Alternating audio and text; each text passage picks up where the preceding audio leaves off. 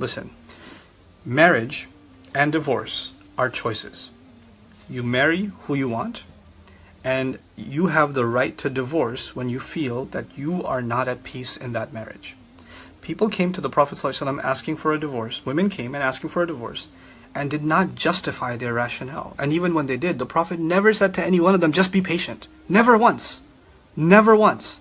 The entire Quran, the exhaustive discourse on divorce. There are several pages dedicated to divorce in Baqarah. There's an entire surah dedicated to the divorce, Surah Al-Talaq, the 65th surah. And yet, Allah Azza wa Jal never once condemned it. Never once said, why, how dare you divorce? He said in one place, in Surah An-Nisa, he said, and if you are going to divorce them, maybe عَسَىٰ أَن كَرِهْتُمْ شَيْئًا وَيَجْعَلَ اللَّهُ فِيهِ خَيْرًا كَثِيرًا. Maybe you hate something, but Allah put a lot of good in it. Allah put a lot of good in it. But in the very next ayah, He says, وَإِنْ أَرَدْتُمْ اسْتِبْدَالَ زَوْجٍ مَكَانَ زَوْجٍ وَآتَيْتُمْ إِحْدَاهُنَّ قِنْطَارًا. And if you still decide to replace a spouse with another, go on and marry somebody else, Allah opened that door. What I'm trying to tell you is not go on and get divorced. Or you don't have to have patience in your marriage. But understand something.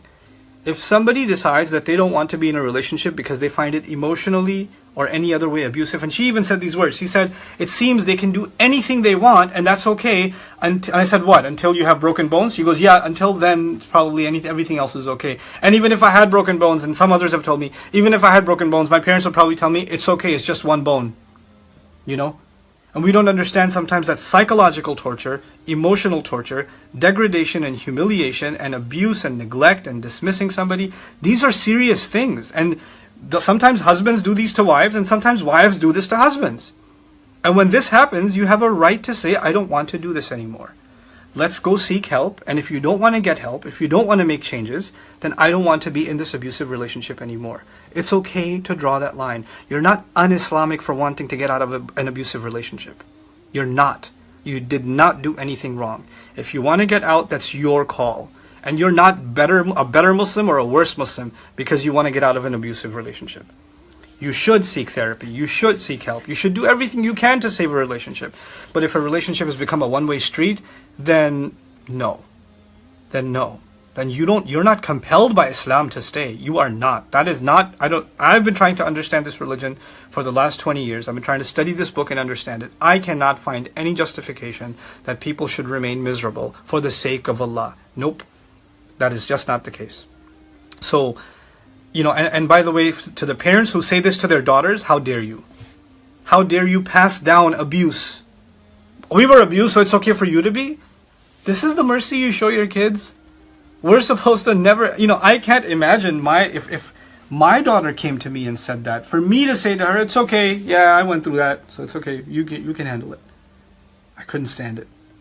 I can't stand sometimes how people in many of our cultures, Indian, Pakistani culture, I don't know enough about Arab culture to be able to say, in our cultures, to be able to show our face to the community is more important. That's more important. And to show mercy to our children is less important. That to me is disgusting. That to me is disgusting. So may Allah Azza wa Jal, and yes, it does take great strength and great power, but also understand that nobody should be guilting you religiously that you're doing something religiously wrong when you want to get out of abuse, when you want to get out of a miserable situation. If you're unhappy, if you're not satisfied, if you're not being taken care of, if you're falling into, you're getting these evil thoughts in your head because of this abusive relationship, if you have resentment towards your spouse for years and years, why are you in it? The purpose of marriage is لِتَسْكُنُوا إِلَيْهَا, so you can find comfort and peace in them. If the peace isn't there, what are you doing there?